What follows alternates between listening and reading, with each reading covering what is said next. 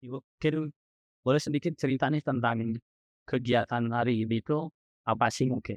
Kegiatan saya sebetulnya adalah memperkenalkan karya-karya saya kepada sejawat-sejawat pensiunan dokter program bakti FFKG UI, dan agar supaya memberi semangat dan tetap eee, beraktivitas agar supaya tetap sehat, semangat, dan bahagia.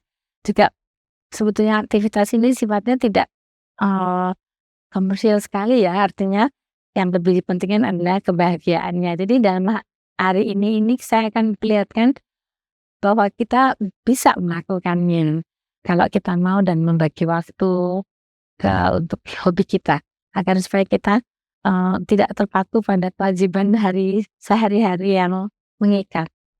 Seperti kalau mengajar gitu kan lelah ya, harus mempersiapkan. Kalau ini kan kita mencurahkan pikirannya secara, eee, bebas ya, dengan mewarnai, dengan melihat benang-benang dan menciptakan karya yang nanti bisa dilihat oleh anak cucu juga gitu. Ini kalau dilihat ya untuk mungkin koleksi yang non komersil gitu, ya luar biasa banyak banget karya. Heeh. Mungkin sejak kapan nih mulai membuat karya-karya dan apa aja selain lukisan Iya artefak? iya.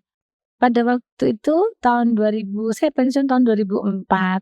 Terus saya mencoba tertarik membuat kalung-kalung, ada di sana contohnya kalung, kemudian saya membuat paplak, kemudian saya waktu, belajar lukis itu sebenarnya tahun 90 baru basic-nya aja.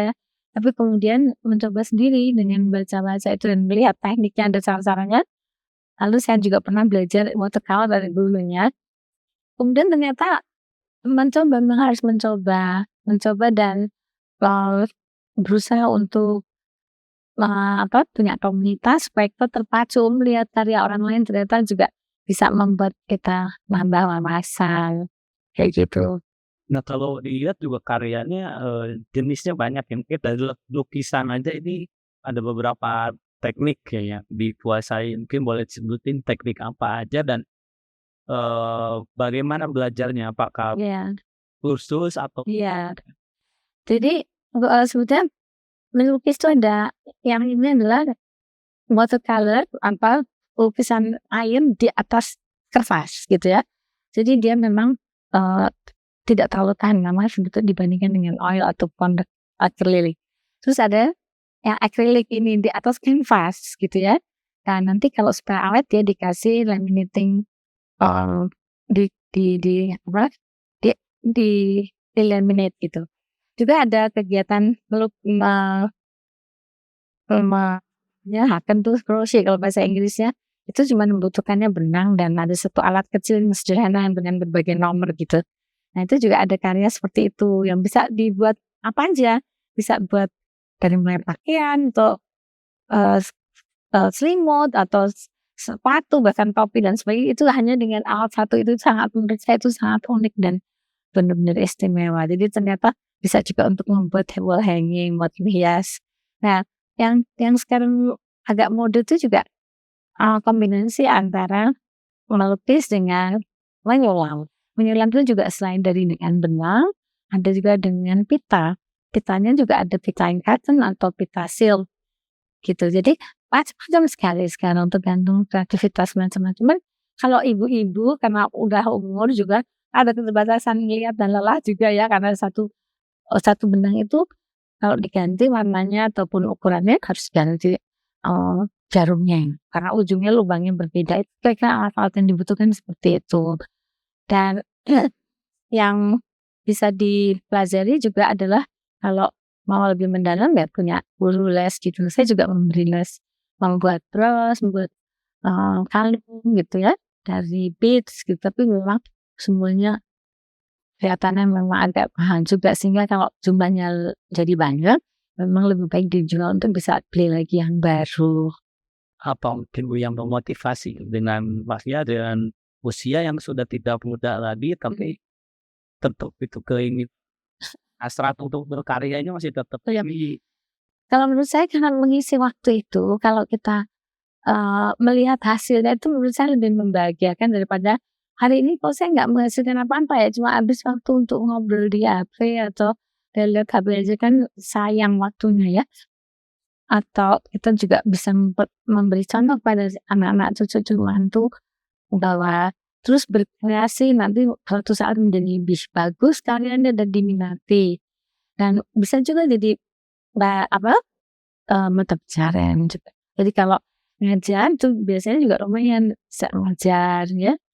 Banyak kalau mau sosial juga banyak anak-anak yang di pesantren atau apa ya, dia bisa diajari bikin sulaman, nanti dia bisa bikin berpingiran jilbab dan sebagainya itu bisa dijual. Jadi sebetulnya ada kok segi ownership-nya juga bisa ditingkatkan seperti bahkan sekarang juga yang pembuatan dari kros itu ada dibuat tas yang sangat digemari di Jepang, diekspor.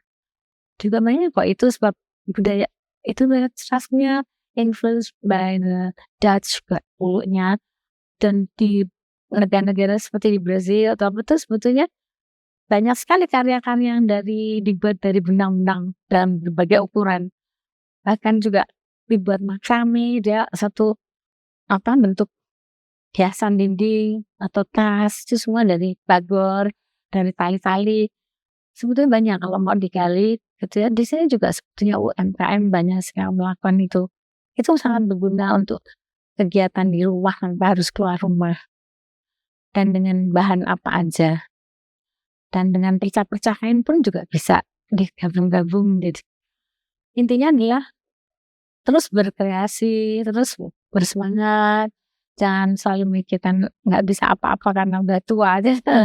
Itu aja intinya. Ya, berarti ini sebuah Iya, ya banyak lansia mungkin yang kasusnya adalah ya udah tua gak bisa ngapa-ngapain, artinya tuh kesempatan usia tuh bukan halangan ya. betul, betul. Mungkin pesannya apa sih untuk ya lansia untuk bisa tetap berdaya, berkarya? Heeh. Nomor satu tentu ya positive thinking ya, jangan pernah merasa bahwa untuk apa gitu. Untuk dia mungkin sedikit, tapi untuk orang lain bermanfaat. Belum ngaco lagi kepada orang lain saja, sebetulnya semangat dia tuh memacu orang lain, itu juga suatu nilai kan. Ya enggak selalu intinya tidak harus dihitung dengan uang ya. Kebahagiaan itu kan timbul karena dia merasa orang menghargai prestasinya gitu, nggak usah dibeli tapi orang seneng lihatnya, dia membuat orang seneng gitu. Itu juga suatu kebahagiaan menurut saya. Dan untuk usia kita ini kan memang tidak usah membangun suatu pekerjaan besar atau proyek-proyek membuat satu yang sifatnya mengikat atau membebani perasaan gitu karena harus nggak usah. Jadi memang usul advice atau apa, saya adalah tetap bersemangat, apa yang kita miliki terus dimanfaatkan semaksimal mungkin. Misalnya kalau senang masak ya masak, kalau senang haken atau menyelam, ada komunitasnya yang bisa memacu dan itu tidak terlalu mahal sekali sebetulnya.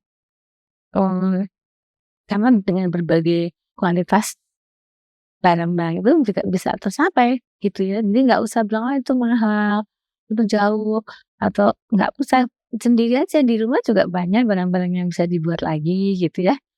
Atau nanti melukis di botol, di gelas, atau di piring, atau macam-macam kok yang bisa dibuat gitu. Jadi pesan saya adalah yaitu tetap bersemangat, jangan menyerah ya, dan ikuti aja pola-pola yang sudah dibangun oleh yang berpengalaman. Misalnya tetap makan yang seimbang, tidur yang cukup, istirahat, tetap berolahraga, dan bikin kalau belum punya hobi ya coba deh mencoba untuk menyenangi sesuatu, penyanyi atau ya itu tadi bersama-sama teman membuat suatu karya. Jadi karya itu bisa dilakukan bersama-sama juga. Misalnya patchwork itu nggak usah the whole part of itu dibikin seluruh oleh satu orang, bisa kita bikin satu itu digabung.